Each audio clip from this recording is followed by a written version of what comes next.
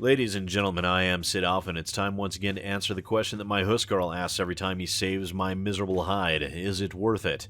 Today we're going to be taking a look at Expeditions, Vikings, an RPG game with turn-based strategy combat by Logic Artists. But before we get started, I'd like to say the following. It's no secret that a great many of the games that I deal with are of the lowest common denominator.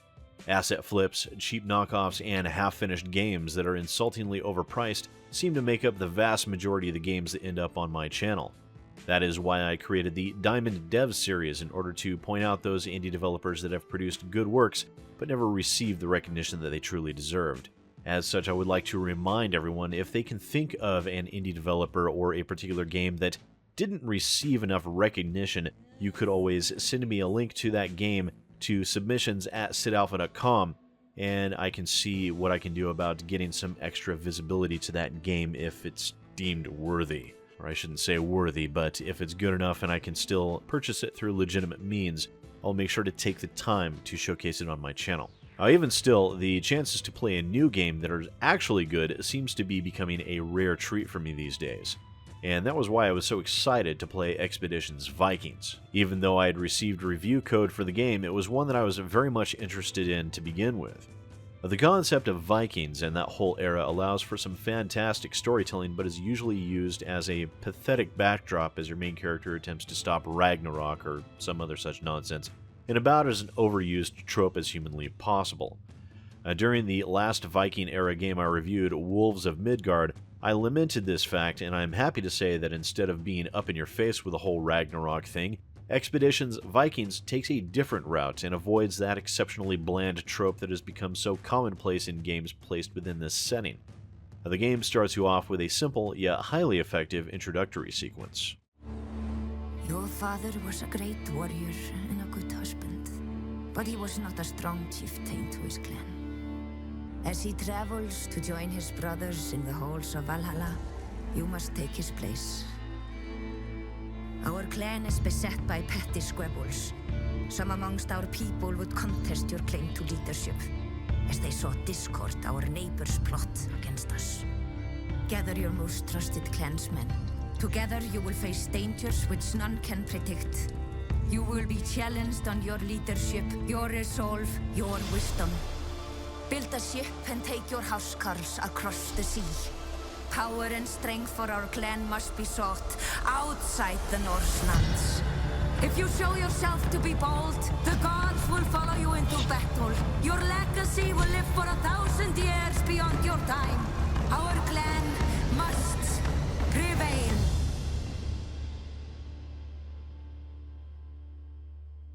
That sequence sets the tone and introduces you to your little corner of the world, and in this game it is extremely easy to identify a very heavy influence of older CRPGs such as Baldur's Gate or newer such games like Shadowrun Hong Kong. The game does have some minor voice acting, but it will require a lot of reading and decision-making based on the dialogue options presented to you.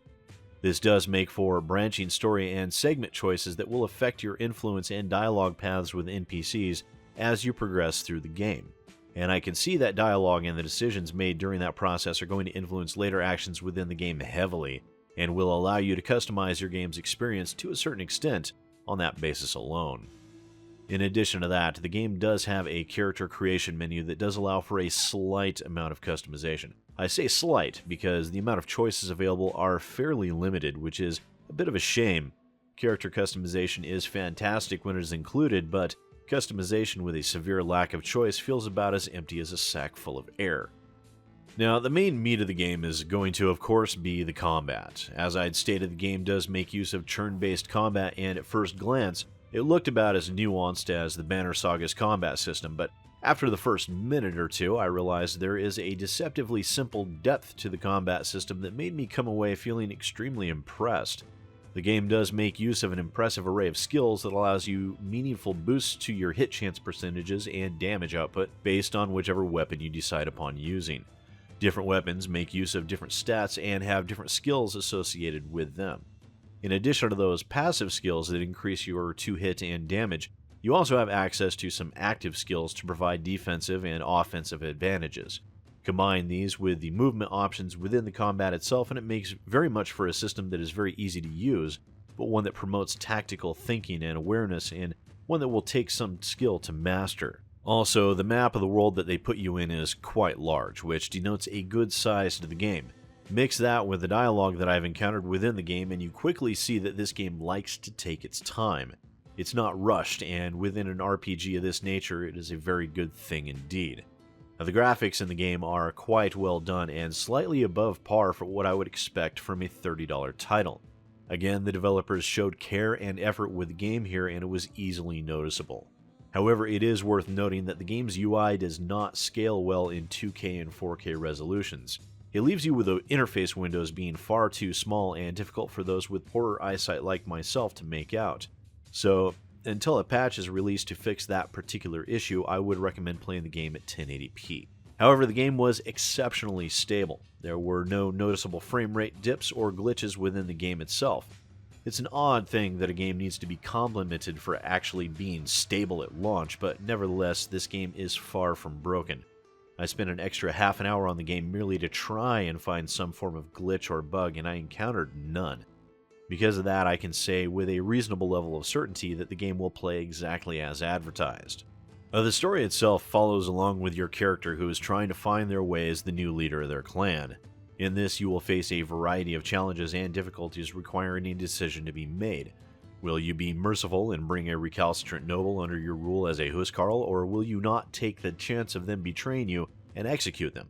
Or will you show an absolute disdain for them and have them banished? The decision is yours and yours alone, and each decision will come with its own set of rewards and consequences.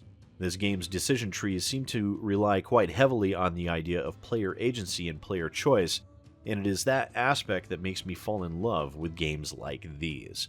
Each new playthrough can be different either subtly or extremely depending on the decisions made, which allows for an already long video game to have a fair amount of replayability as well. All in all, Expeditions of Vikings is an impressive title that I could find next to nothing wrong with. I'm enjoying the game immensely, and for a $30 price tag, the game offers extremely good value for the money. It's one of those rare instances where I feel the developers actually slightly undercharged for their game. Now, while I'm always one for consumer advocacy, I do believe in the idea of a fair price for a fair product, and I would have willingly paid $40 for this game, which should only serve to underscore even further how good the game is for a $30 title. But also, please bear in mind that this is merely a first impressions review. It is possible we could be faced with an exceptionally unsatisfactory ending, and as such, I would urge viewers to check out other reviews of the game as well. I doubt that will be the case here, but you never can be too careful, and the more information you gather, the more informed of the decision you can make. And that is always a good thing. Also, please do let me know your thoughts down in the comments down below. Does the game look worthwhile? Have you played it? If so, what are your impressions of the game? And while you're at it, don't forget to drop a like and share on this video, and don't forget to check out one of my other videos while you're at it. YouTube likes that sort of thing, and if you want to help support my channel, that is one of the best ways to go about it. If you're new to the channel, please do remember to subscribe, and don't forget to tell your friends, whether it be in MeetSpace, on Twitter, Facebook, Reddit, or anywhere else. And if you want to follow me on any of those places and support the channel even further, links to those as well as my Patreon are in the description down below. And once again, ladies and gentlemen, I am SidAlpha, and thanks for watching.